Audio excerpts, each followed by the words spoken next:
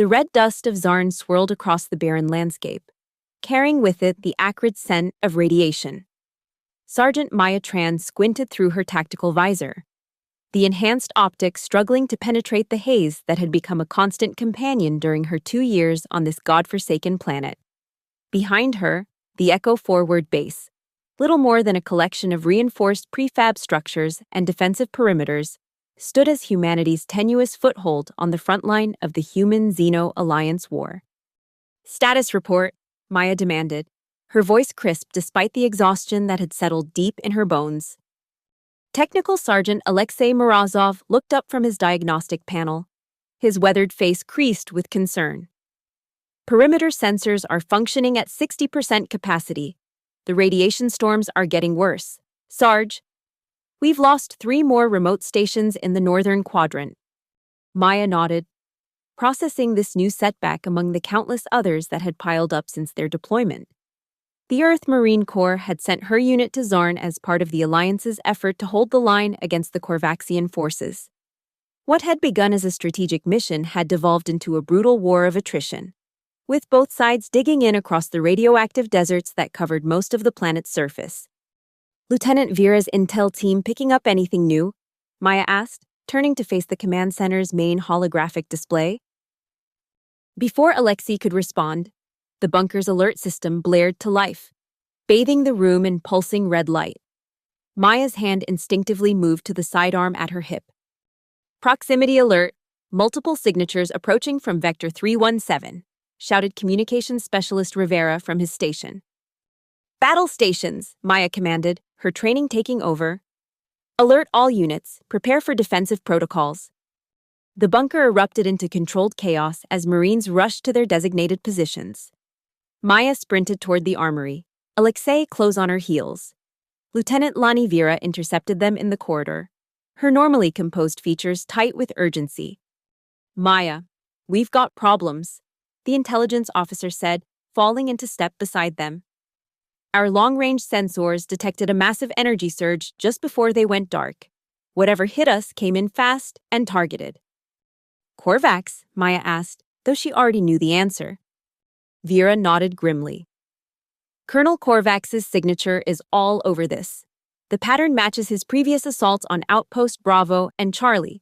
Precision strikes designed to cripple before the main force arrives." They reached the armory door, and Maya pressed her palm against the biometric scanner. The heavy reinforced door should have slid open immediately.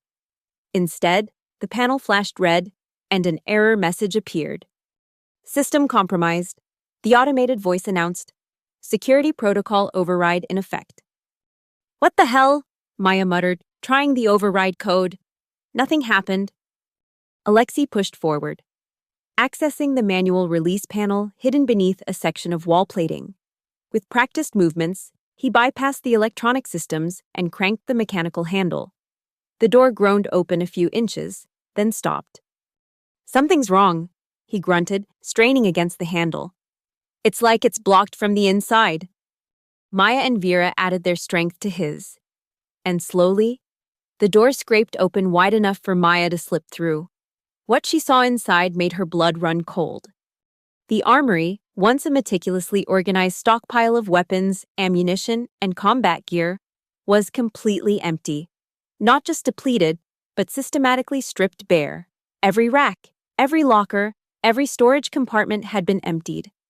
Only a few broken weapon components and empty ammunition casings remained scattered across the floor. "Impossible," Maya whispered, turning in a slow circle to take in the devastation. "The security systems. The guards." Vera slipped in behind her, her sharp intake of breath the only indication of her shock. This wasn't a remote hack. They had someone inside. Before Maya could respond, her comm unit crackled to life. "Sergeant Tran, report to command immediately," came the tense voice of Major Chen, the base commander. "We're under full attack." Maya exchanged a quick glance with Vera and Alexei. "Find whatever weapons you can," she ordered. "Anything that still works. Meet me at command in 5.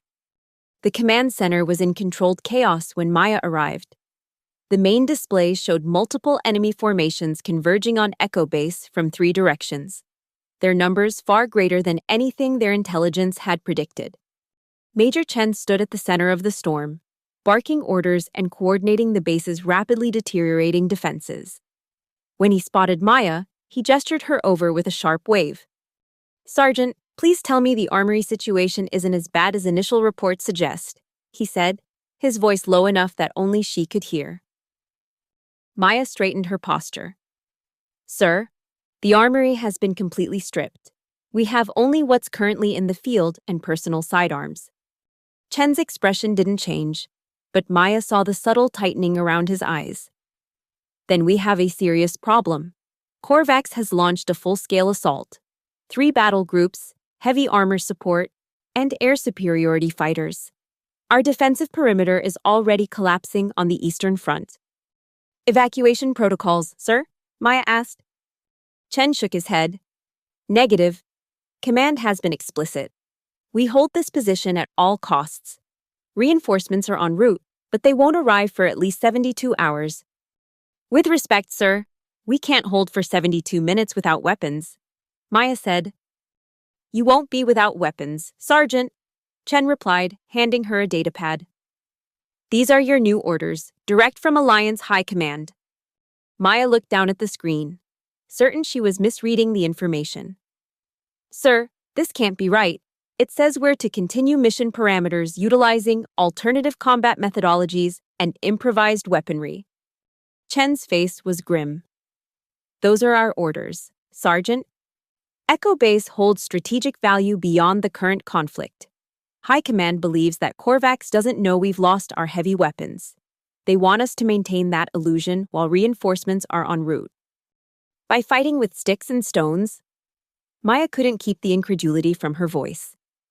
"By fighting with what we have," Chen corrected firmly. "Your unit has the highest hand-to-hand combat ratings in the sector. You've operated behind enemy lines with minimal equipment before." "Not against a full battle group," Maya countered. Chen leaned in closer. "Listen carefully. Sergeant, I don't like these orders any more than you do. But we have our duty.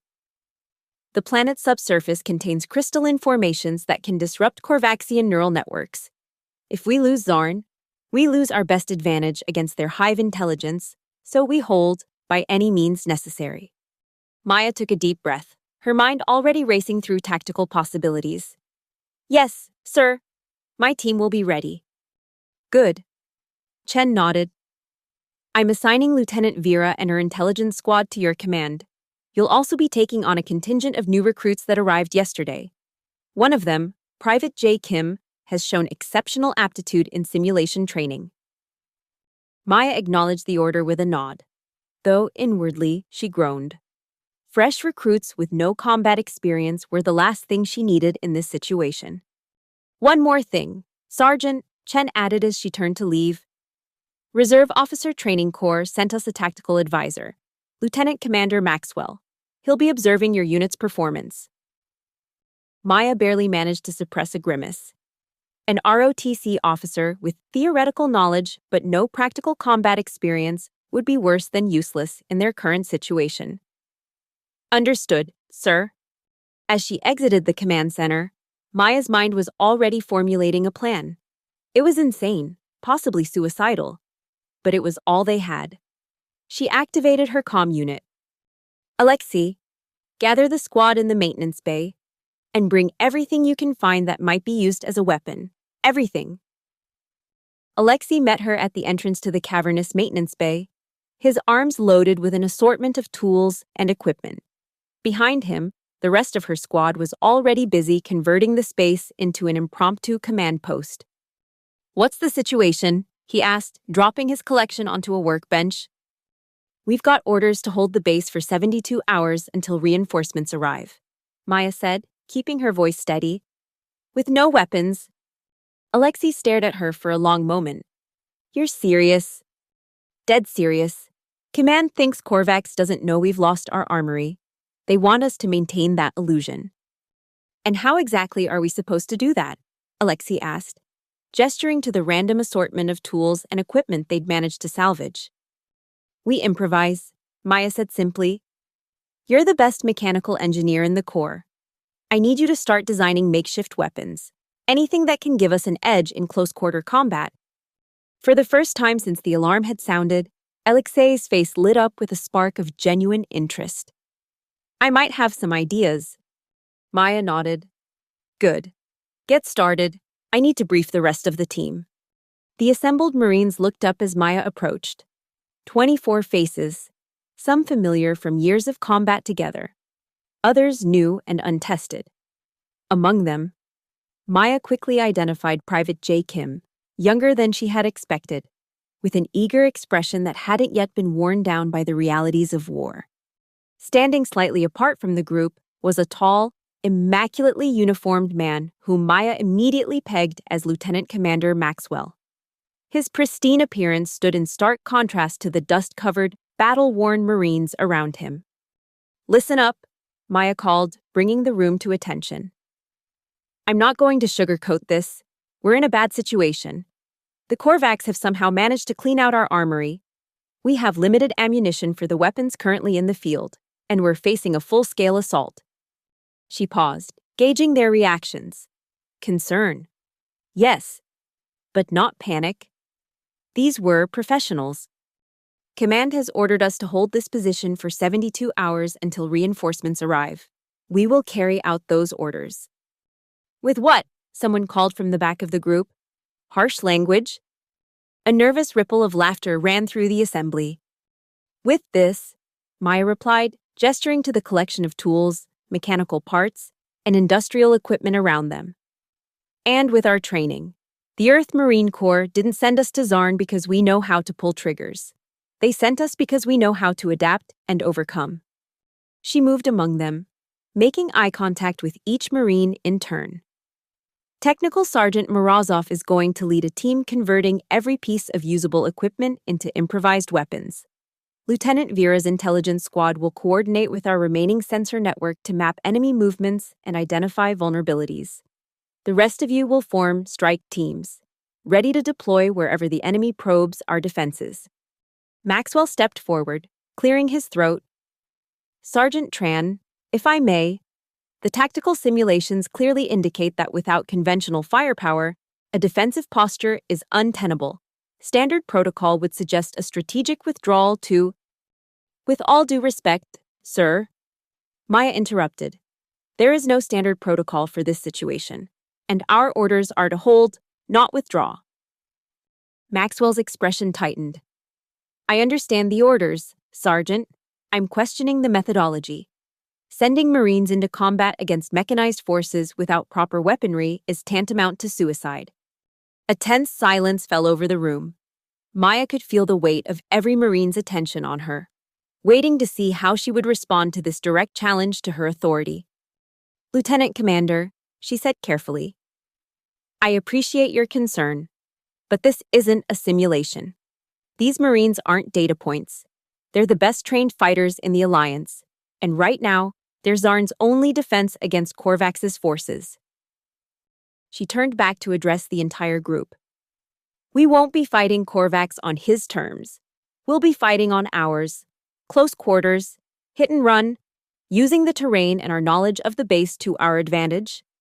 Maxwell shook his head. It's a flawed strategy, Sergeant. The casualty projections are theoretical, Maya finished for him, just like your combat experience. The comment hit its mark. Maxwell's face flushed, but before he could respond, the base's alert system sounded again. Perimeter breach in Sector 7, came the announcement over the comms. All combat units respond. Maya turned to her assembled Marines. That's our cue. Alexei, I need whatever weapons you've got ready. Strike teams Alpha and Bravo with me, Charlie and Delta. Prepare to reinforce as needed. As the Marines rushed to comply, Maya caught sight of Private Kim, his young face a mixture of determination and barely concealed fear. Private, she called, you're with me. Kim snapped to attention. Yes, Sergeant. Maya led her strike teams through the winding corridors of Echo Base, their footsteps echoing against the metal flooring. The makeshift weapons Alexei had hurriedly assembled were a strange assortment: reinforced maintenance tools, sharpened metal rods, and in Maya's case, a length of high-tension cable attached to a power cell, creating a crude but potentially effective electro-whip. They reached the junction leading to Sector 7 and halted. Maya raised a closed fist, signaling for silence. In the distance, she could hear the distinctive hum of Korvaxian stealth units, the advanced scouts that typically preceded their main forces. Maya motioned for Lieutenant Vera to join her. "What are we looking at?" she whispered. Vera consulted her portable scanner, one of the few pieces of technology that hadn't been compromised. 5 signatures, moving in standard search pattern, stealth units, minimal armor but equipped with disruptor fields. Maya nodded. Stealth units relied on their disruptor fields to confuse conventional targeting systems and render most projectile weapons ineffective. But without those weapons, the disruptors might actually give her team an advantage. "Kim!" she called softly. The young private moved forward, his improvised spear, a maintenance rod with a sharpened end, clutched tightly in his hands. "You've studied Korvaxian physiology?" "Yes, Sergeant," Kim replied. "Extensively." "Good. Their neural clusters are located at the base of their neck structures, protected by reinforced plating. But there's a gap where the cooling vents connect. Hit them there, and they go down." Kim nodded, his grip on the spear tightening. Maya could see the fear in his eyes. But there was resolution there too. He would do his duty. "Alpha Team, with me," Maya ordered. "We'll draw their attention. Bravo Team, circle around and hit them from behind when they engage us." With silent efficiency, Bravo Team disappeared down a side corridor, leaving Maya with 5 Marines, including Kim. She took a deep breath, centered herself, and then led her team around the corner into Sector 7. The corridor opened into a larger chamber that had once served as a storage area. Now it was a battlefield. 5 Korvaxian stealth units moved through the space, their elongated forms seeming to shimmer and distort as their disruptor fields bent light around them. They were searching methodically, their sensor arrays scanning for human life signs. Maya signaled her team to spread out, then deliberately stepped into the open. "Now!" she shouted.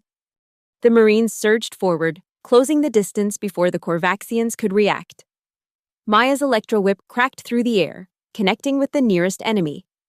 Blue energy arced across its disruptor field, causing it to flicker and fail. The Korvaxian shrieked, a high-pitched sound that sent shivers down Maya's spine. All around her, her Marines engaged the enemy in close combat. It was chaotic, desperate fighting, exactly what Maya had planned.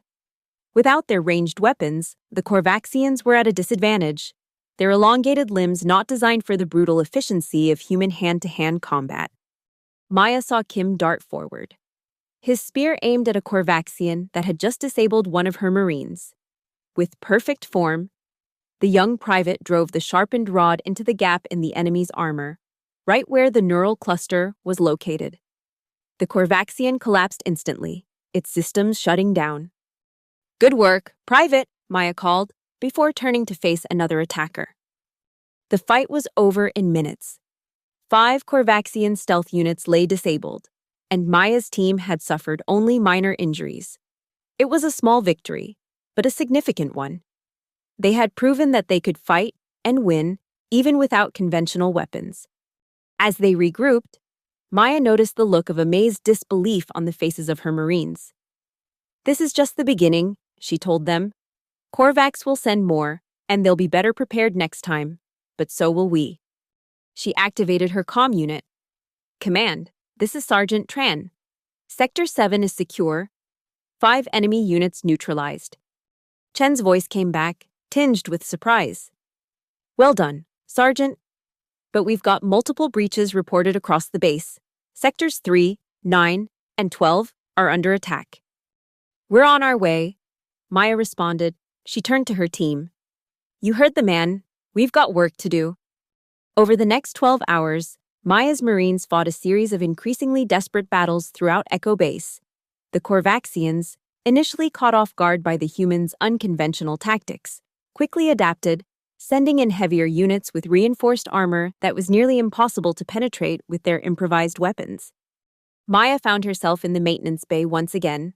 where Alexei had established a makeshift workshop. The technical sergeant was bent over a workbench, surrounded by disassembled machinery and scattered tools. "Tell me you've got something better than pointy sticks," Maya said, exhaustion evident in her voice. "We can't keep this up much longer." Alexei looked up, his eyes red-rimmed from lack of sleep but bright with excitement.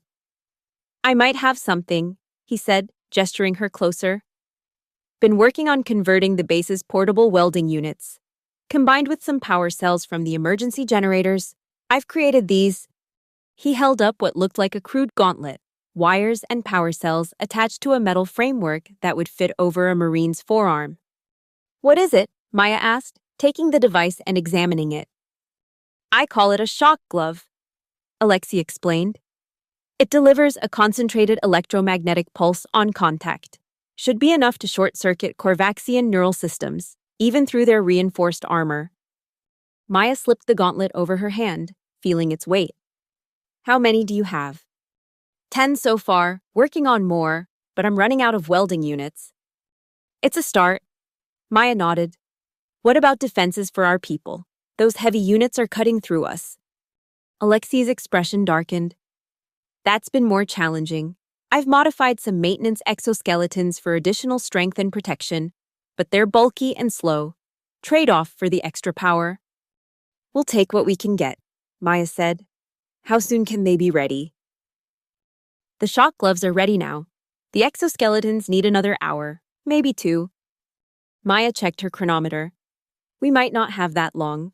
Intelligence reports suggest Korvax is massing for a major push. We need to be ready." "I'll work faster," Alexei promised. Maya squeezed his shoulder in thanks and turned to leave, only to find Lieutenant Commander Maxwell standing in the doorway, his formerly immaculate uniform now stained with dust and what looked suspiciously like Korvaxian fluid. "Sergeant Tran," he said, his voice subdued. "May I speak with you?" Maya nodded, leading him to a relatively quiet corner of the bay. "What is it, Commander?" Maxwell seemed to struggle with his words for a moment. "I owe you an apology," he finally said. "I questioned your tactics earlier. It was inappropriate." Maya studied him, noting the changed demeanor. "You've been in combat," she observed. Maxwell nodded. "Sector 9, I was conducting an inspection when the breach occurred. Your Marines, they fought with a skill and adaptability I've never seen before, never even imagined possible. That's what makes them Marines," Maya said simply. "Yes, I see that now." Maxwell hesitated, then continued. "I've submitted a report to Major Chen recommending that you be given full tactical authority for the base's defense. He's approved it." Maya raised an eyebrow, genuinely surprised. "Thank you, Commander." "Don't thank me yet," Maxwell replied grimly. "Our long-range sensors have detected a massive force moving toward the base. Colonel Korvax himself appears to be leading it." Maya absorbed this information, her mind already calculating possibilities. "When?" 6 hours, perhaps less. Not enough time for reinforcements, not enough time to prepare properly, but it would have to be enough. "Then we'd better get ready." Maya said, "Commander, I need you to coordinate with Lieutenant Vera. We need to know everything about that approaching force, composition, trajectory, potential weaknesses." Maxwell straightened, his training reasserting itself. "Yes, Sergeant. Right away." As he left, Maya turned back to Alexei. "Change of plans. Forget the exoskeletons. Focus everything on offensive capabilities. We need every weapon you can create, and we need them now." Alexei nodded, already turning back to his workbench. "What exactly are you planning, Maya?" Maya's expression hardened. "We're done playing defense. It's time to take the fight to Korvax." Lieutenant Vera's intelligence team had commandeered a small storage room adjacent to the command center, converting it into an impromptu tactical operations center. When Maya entered, Vera was standing over a holographic display of the surrounding terrain, with Maxwell and several other officers gathered around her. "Sergeant Tran," Vera acknowledged her entry without looking up. "We've compiled the intelligence you requested." Maya moved to join them at the display. Show me. Vera manipulated the controls, and the hologram zoomed in on a massive Korvaxian force moving steadily toward Echo Base. Colonel Korvax has mobilized at least 3 full battle groups, heavy assault units, air support, and what appears to be their new neural disruptor technology. Neural disruptors? Maya asked, frowning. Experimental weapons designed to target human nervous systems. Maxwell explained. Intelligence has been tracking their development for months. This is the first confirmed field deployment. Maya studied the holographic representation of the enemy force, noting their formation and trajectory. They're converging on Death God Hill, she observed, referring to the ominous name the Marines had given to the elevated position overlooking Echo Base. Vera nodded. It's the optimal position for a final assault. From there, they can target any part of the base with their heavy weapons. Which is exactly why we can't let them take it, Maya said firmly. She pointed to a narrow ravine that led toward the hill. What about this approach? Our sensors show it as a radiation hot zone. It is, Vera confirmed. Levels there are high enough to disrupt most electronic systems, including Korvaxian neural networks. That's why they're avoiding it. And why we're going to use it, Maya stated. If we can move a strike force through that ravine, we could hit Korvax's command position directly. Maxwell looked at her with alarm. The radiation would affect our systems too. Communications, sensors, even the power cells in Technical Sergeant Morozov's improvised weapons. Not if we properly shield them, Maya countered. And we don't need complex electronics, just enough power to get close. It's still incredibly risky, Vera warned. The ravine is narrow, with multiple choke points. If they detect us, they won't be expecting an attack, Maya said. Not from us, not now. Korvax thinks he has us cornered and outgunned. He'll be focused on his final assault, not watching his flanks. The room fell silent as the officers considered her plan. Who would you take on this mission? Chen's voice came from the doorway. Maya hadn't heard him enter. A small strike team, Maya answered without hesitation. Volunteers only. The best close-quarter combatants we have. Chen studied the holographic display, his expression grave. The odds of success are minimal. The odds of surviving Korvax's assault are worse, Maya countered. After a long moment, Chen nodded. Prepare your team, Sergeant. But understand this. If you fail, there won't be anyone left to mount a second attempt.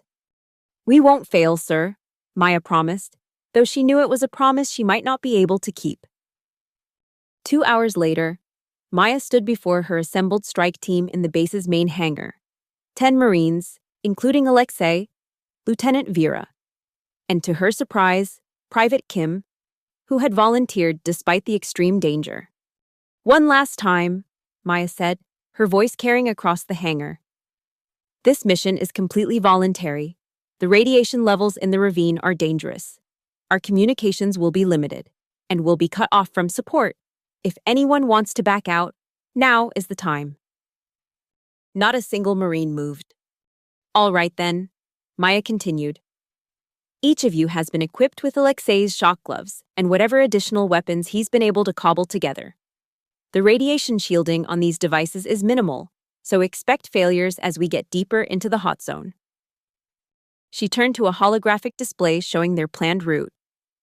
We'll move through the East Maintenance Tunnel, which will put us outside the base perimeter but away from Korvaxian patrol routes. From there, we'll enter the ravine and proceed to Point Alpha, here. She indicated a position just below the summit of Death God Hill. Intelligence suggests that Colonel Korvax will establish his command post at the summit, coordinating the final assault from there. Our objective is to neutralize that command post and disrupt their attack. Private Kim raised his hand. Sergeant, what exactly do you mean by neutralize? Maya regarded the young Marine thoughtfully. Ideally, we capture Colonel Korvax alive. His neural signature is valuable intelligence. But our primary objective is to disrupt the enemy command structure by any means necessary. She looked around at the assembled Marines, meeting each of their eyes in turn. Any other questions? When no one spoke, Maya nodded once. Then let's move out. For Echo Base. For the Alliance. For Echo Base, the Marines echoed back, their voices resolute. The journey through the East Maintenance Tunnel was uneventful, though the tension among the strike team was palpable. Maya led them in silence, her senses alert for any sign of Korvaxian patrols. Behind her, she could hear the soft breathing of her Marines, the occasional clink of their improvised equipment, the determined footsteps that carried them toward what might be their final mission. They emerged from the tunnel into the harsh Zarn twilight. The planet's distant sun cast long shadows across the radioactive wasteland, and the ever-present red dust swirled around them, carried by hot, dry winds. Ahead, the jagged opening of the ravine loomed like a wound in the landscape. Maya activated her radiation monitor, watching as the levels climbed steadily higher the closer they got to the ravine. When they reached its entrance, she turned to her team. "Activate your personal shields now," she ordered. "And remember, the deeper we go, the more likely our electronics are to fail. If your weapons go offline, resort to physical attacks targeting neural clusters and cooling vents." The Marines acknowledged the order and followed her into the ravine. The narrow passage wound between towering rock formations, twisted by ancient geological forces and stained by radioactive deposits that glowed with an eerie blue light in the gathering darkness. As they progressed, Maya began to feel the effects of the radiation, a slight dizziness, a metallic taste in her mouth. Her monitor showed levels approaching the upper limits of what their shielding could handle. She pushed forward, knowing there was no turning back now. Halfway through the ravine, Alexei's shock gloves sputtered and died, the first casualty of the radiation. Others followed in quick succession. By the time they neared the exit, only 3 of the 10 shock gloves still functioned, including Maya's own. "We stick to the plan," she told her team, seeing the concern on their faces. "We're Marines. We adapt and overcome." They emerged from the ravine at the base of Death God Hill, taking cover behind a cluster of rocks. Maya signaled for Lieutenant Vera to conduct a scan, praying that her equipment was still functioning. Vera's expression was grim as she studied her device. "Heavy Korvaxian presence all around the hill," she reported. "But their attention is focused outward, toward the base. There's a patrol route along this side, but gaps in coverage every 4 minutes. That's our window." Maya decided. "We move in teams of 3, 30 seconds apart. Alexei, you're with me and Kim. Vera, you lead the second team. The rest of you divide accordingly." The Marines nodded, quickly organizing themselves into the designated groups. "Remember," Maya said one final time, "our target is the command post at the summit. We move fast, we move quiet, and we hit hard. No hesitation." The climb up Death God Hill was arduous, made more difficult by the need to avoid Korvaxian patrols and sensor arrays. Twice they had to freeze in place as enemy units passed within meters of their position. But the Korvaxians, confident in their superior numbers and firepower, were not expecting an attack from behind their lines, and their vigilance had grown lax. As they neared the summit, Maya called a halt behind a large rock formation. Ahead, she could see the distinctive geometric shape of a Korvaxian command post, a hexagonal structure surrounded by energy barriers and guarded by elite units in gleaming black armor. "That's it," she whispered to her team. "And if intelligence is correct, Colonel Korvax himself is inside." Alexei peered around the rocks, assessing the defenses. "Those barriers will be a problem. And those guards aren't standard units. They're Praetorians." Maya had encountered Korvaxian Praetorians before. Enhanced with advanced neural implants and equipped with reinforced exoskeletons, they were the elite of the enemy forces.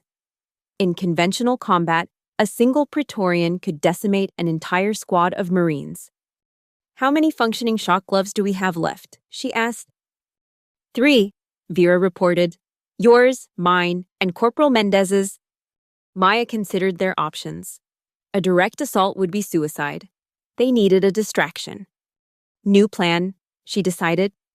"Kim, Alexei, and I will circle around to the east side of the command post. Vera, take your team west. When I give the signal, Mendez will use his shock glove to overload one of those sensor arrays. She pointed to a cluster of monitoring equipment near the perimeter. That should create enough of a distraction for us to breach the command post from two directions simultaneously. The Marines acknowledged the new plan, and Maya's team began their careful movement toward the eastern approach. As they crept through the shadows, Maya could see the massive Korvaxian force arrayed on the northern slope of the hill, preparing for their final assault on Echo Base. The sheer scale of the enemy presence was overwhelming. Hundreds of units, heavy assault platforms, aerial drones circling overhead. For a moment, doubt crept into Maya's mind. How could they possibly make a difference against such odds? But she pushed the thought aside. They had to try.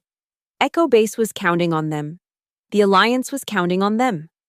They reached their position just as the sun dipped below the horizon, plunging the landscape into the brief Zarnian twilight before true darkness fell. Maya gave the signal, and across the command post, she saw the faint acknowledgement light from Vera's team. "Ready," she whispered to Kim and Alexei. "On my mark." Maya raised her hand, counting down with her fingers. 3, 2, 1. A brilliant flash of blue-white energy erupted from the sensor array as Corporal Mendez discharged his shock glove into its central processing unit. The array exploded in a shower of sparks, and immediately, alarms began to sound throughout the Korvaxian encampment. "Now," Maya shouted, all pretense of stealth abandoned. She charged forward, her own shock glove crackling with energy. Alexei and Kim followed close behind, armed with their crude but effective spears.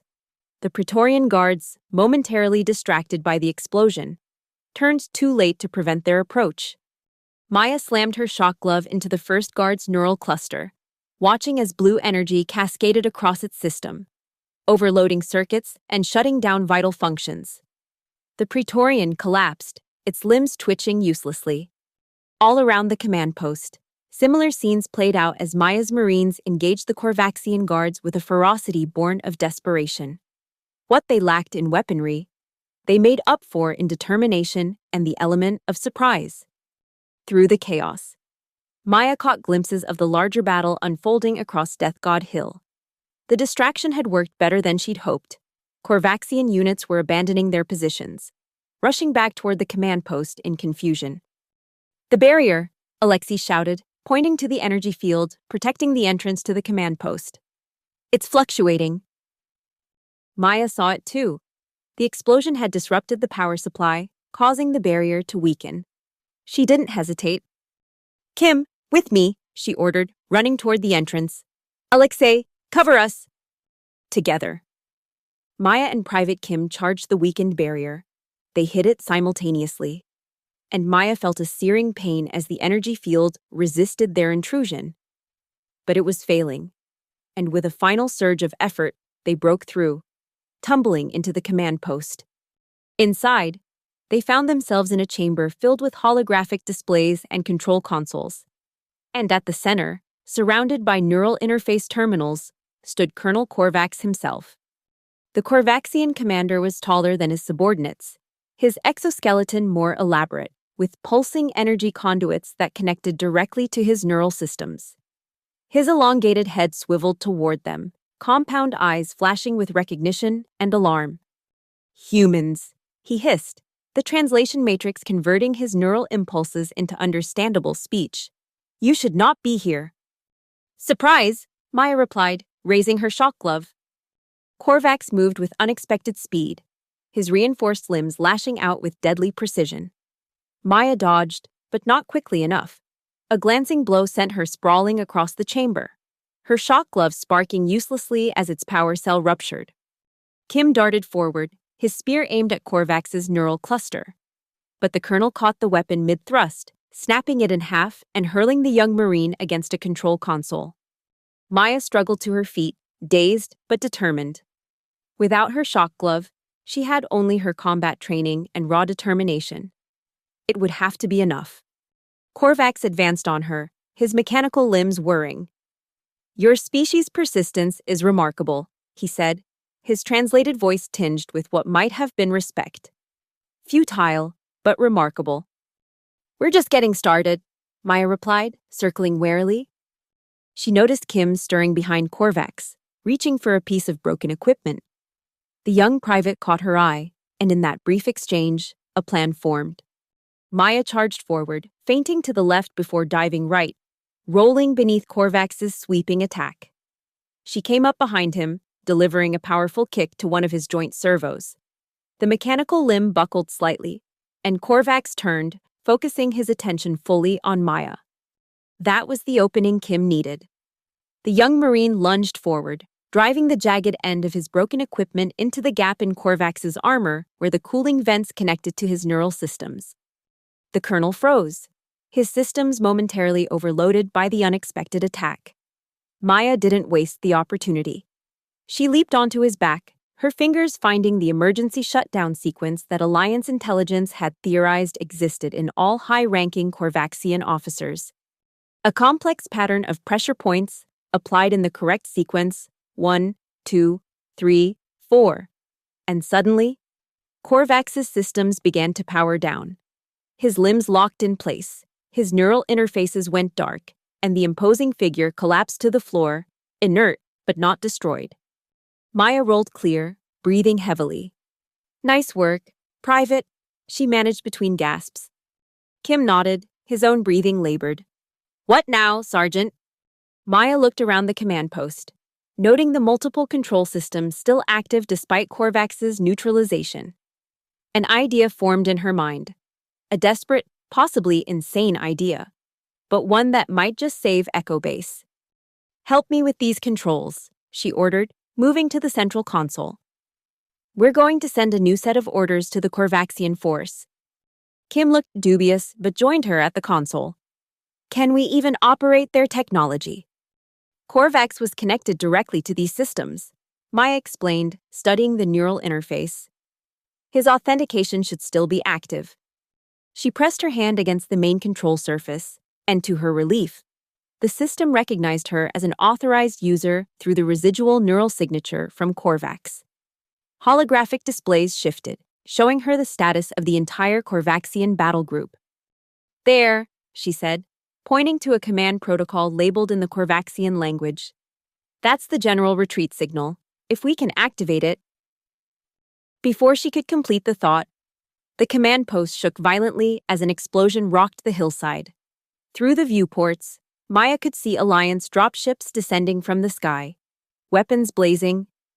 "Reinforcements," Kim exclaimed. "They're early." Maya's relief was tempered by urgent necessity. The battle was far from over, and the Korvaxian forces still outnumbered the Alliance troops. She turned back to the console, her fingers moving swiftly over the control surfaces. "Cover me," she ordered Kim. "I need 2 minutes." As the young Marine took up a defensive position at the entrance, Maya immersed herself in the Korvaxian command systems. The language was alien, the interface designed for neural rather than physical interaction. But she persevered, using her limited knowledge and intuition to navigate through the protocols. Finally, she found what she was looking for: the command authentication sequence. With Korvax's neural signature still recognized by the system, she activated the General Retreat Protocol, sending it to all Korvaxian units in the field. For a moment, nothing happened. Then, through the viewport, she saw movement in the enemy formations. Confusion at first, then organized withdrawal. The Korvaxian units were pulling back, abandoning their positions and retreating from Death God Hill. "It's working!" Kim shouted from his position. "They're falling back!" Maya allowed herself a moment of satisfaction before focusing on their next steps.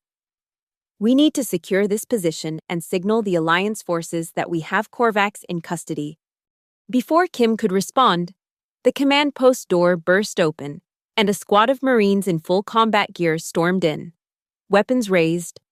Leading them was Lieutenant Vera, her face bloodied but triumphant. "Sergeant Tran," she said, lowering her weapon as she recognized Maya. "Major Chen sends his compliments. Reinforcements arrived ahead of schedule." Maya gestured to the prone form of Colonel Korvax. "And we brought them a welcome gift." Over the next several hours, Alliance forces secured Death God Hill and pushed the retreating Korvaxian units back across the radioactive desert. The neural disruptor technology that had been meant to destroy Echo Base was captured intact, providing Alliance scientists with valuable intelligence. Maya stood on the observation deck of the command center, watching as medical teams treated the wounded and engineering crews began repairs on the base's damaged systems. Despite their victory, the cost had been high. Nearly a third of Echo Base's personnel were dead or seriously injured. Major Chen joined her at the viewport, his uniform still bearing the stains of battle. "Quite a view," he commented. Maya nodded, too exhausted for words. "High Command is calling it the Miracle of Zarn." Chen continued. "A skeleton crew with improvised weapons holding off a superior force and capturing the enemy commander. They're already writing it into the training manuals." Maya turned to him, a wry smile on her lips. "Will they mention the part where we were completely out of options and just making it up as we went along?" Chen chuckled. "Probably not. But I will." He handed her a datapad. "These came through during the battle. Your new orders." Maya glanced at the screen, then looked up in surprise. "Field promotion to lieutenant, and I'm being assigned to the Combat Instruction Division? The brass wants you to teach other Marines what you and your team did here." Chen explained, hand-to-hand combat against superior forces, adaptive tactics, improvisational weaponry. They're calling it the Tran Doctrine. Maya shook her head, bemused. "It wasn't a doctrine. It was survival." "Maybe so," Chen agreed. "But it worked, and in this war, we need every advantage we can get." He left her to her thoughts, and Maya turned back to the viewport. Beyond the base perimeter, the red dust of Zarn continued to swirl in the harsh winds, and somewhere out there, the remnants of the Korvaxian force were regrouping, planning their next move. The war was far from over, but today, on this harsh, unforgiving planet, a small group of Marines had proven that even without their advanced weapons, humanity's greatest strength lay in its adaptability, its creativity, and its indomitable spirit. Maya touched her comm unit, connecting to the medical bay. "How's Private Kim?" she asked. "Stable," came the response, asking when he can return to duty. Maya smiled. "Tell him not to rush. We've got a long fight ahead of us." She deactivated the comm and straightened her posture, the weight of her new responsibility settling on her shoulders. The Tran Doctrine might not have been planned, but if it could help other Marines survive the battles to come, she would make sure they learned it well. Behind her, the door to the observation deck slid open, and Alexei entered, his arm in a sling but his eyes bright with the same indomitable spirit that had carried them through the battle. "So," he said, coming to stand beside her, "I hear we're going to be teaching the recruits how to fight with their bare hands." Maya nodded. "Something like that." Alexei grinned. "Good. Because I've got some new ideas for those shock gloves. And wait until you see what I can do with a proper workshop." Despite her exhaustion, Maya found herself smiling. "I can't wait." Together, they stood watching as the sun rose over the horizon, casting long shadows across the battlefield where a small group of Marines, armed with little more than determination and improvised weapons, had changed the course of the war.